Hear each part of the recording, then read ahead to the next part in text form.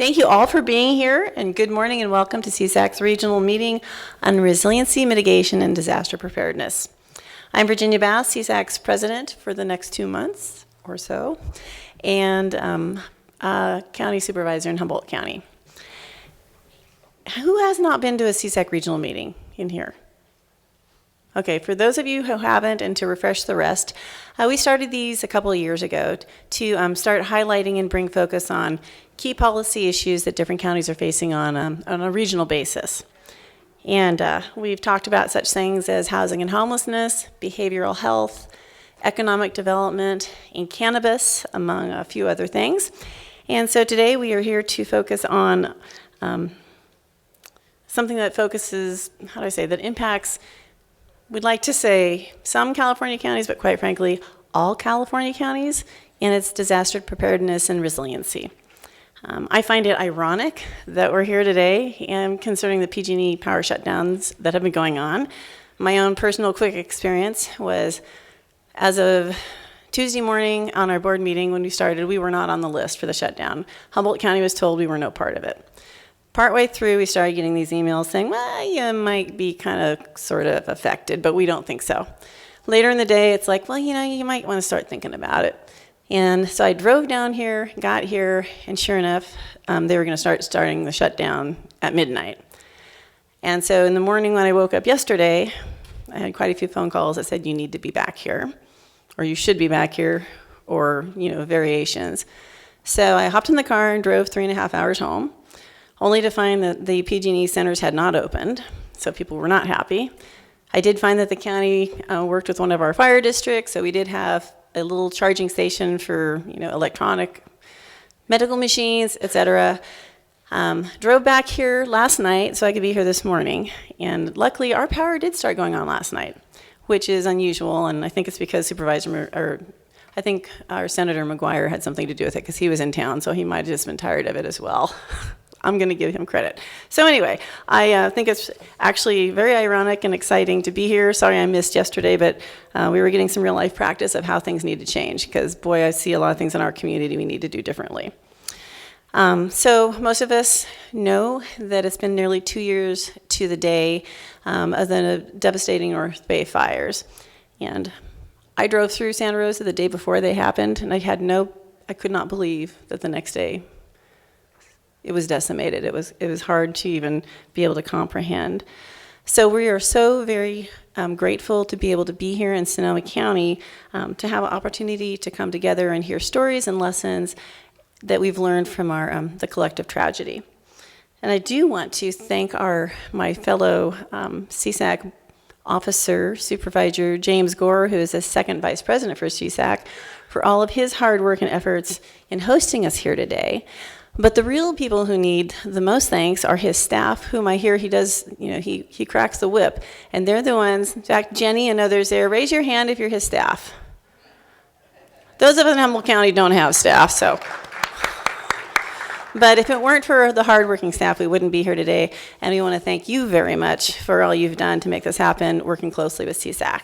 So at this point, I would like to bring up Graham Knaus, CSAC's Executive Director. Good morning. Thank you, Madam President. Appreciate it.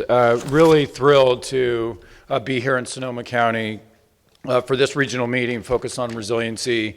It couldn't come at a more timely moment relative to thinking about the fires of a couple of years ago. I want to thank the Sonoma County family and certainly Second Vice President Gore and his colleagues relative to hosting yesterday in terms of the tour, in terms of the presentations, and the conversation around resiliency and how we can best move forward. I also want to thank our corporate partners. We have a number of them in the room. And we're not for them. They are the key in order to enable this to happen, to enable dialogue to occur, and to enable us to advocate on your behalf. The goal today is to have dialogue, to have conversation around challenges around resiliency, and also focusing on solutions, how we can move forward, what those next steps should be, sharing what your perspective is, Certainly, there's a lot of focus around wildfires in California, but this meeting is not limited to wildfires. Disasters can take many different forms. What you must do as a community in terms of preparing includes many of the same ingredients, whether it's an earthquake or a fire or flood or what have you. So having that conversation today. From a CSAC perspective, we've been working very closely with counties that have been impacted by wildfires and other natural disasters to help provide the tools that are necessary in order for communities to be more prepared. We will be sharing stories throughout the day relative to resiliency, disaster preparedness, how we can move forward. It is almost uncanny that we are having this meeting at the very moment that there's a public safety power shutoff, the largest public safety power shutoff that has ever occurred in this state, that is impacting a number of you in this room and communities really all throughout Northern California. At least 700,000 folks have been impacted around that, including a number of emergency responders who were going to be with us today, but who are directly addressing the impacts of the PSPS. It really underscores the importance of being connected, staying together, but also adapting and evolving in the moment so that we can ensure that communities can move forward. So we will have conversation around resiliency throughout the day today. We will. I want to encourage folks to have dialogue, to provide your input, to share from what your experience has been, and in a few. Something I want you all to think about is that we're going to go around the room and we're going to ask you to share what your core purpose is of being here today, what you're seeking to get out of this, what you're hoping to share from your community's perspective, because that's how we can grow and get stronger and ensure that all counties and CSAC as their advocate are moving forward in the strongest direction possible.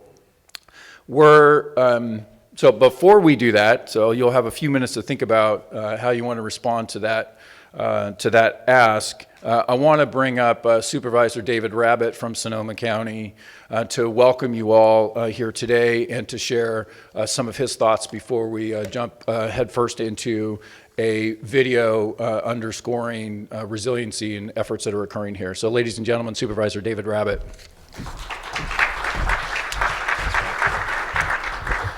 Thank you, Graham. Hey, welcome everyone to Sonoma County. Welcome to Sonoma County, where electricity is so yesterday, or maybe the day before, or the day before that, I'm not sure. It has been an odd week with our first widespread and prolonged public, what is it again? PSPS, Public Safety Power Shutdown.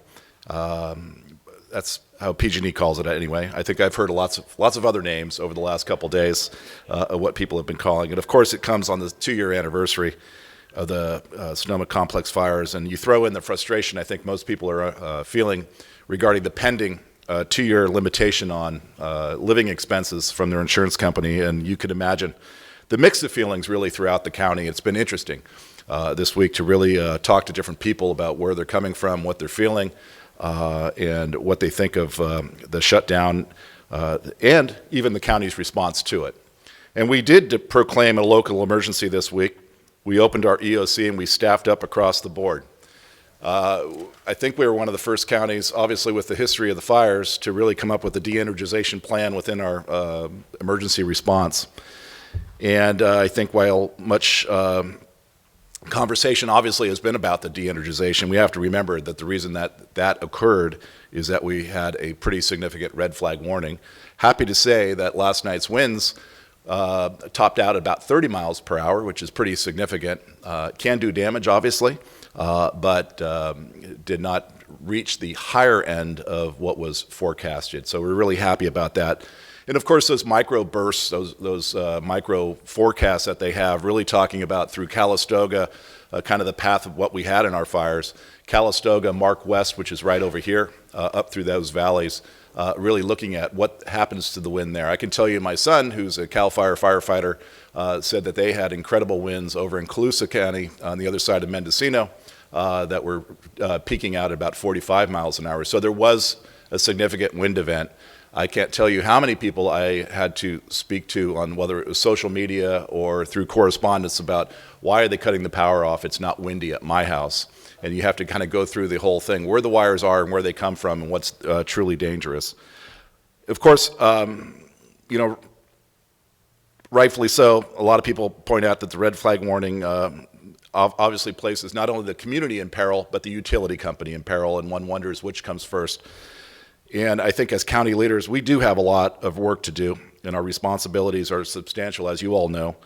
I think the public power shutoffs are going to be with us for some time, but I personally don't. I see it as an interim solution, and it really should only be approached as so.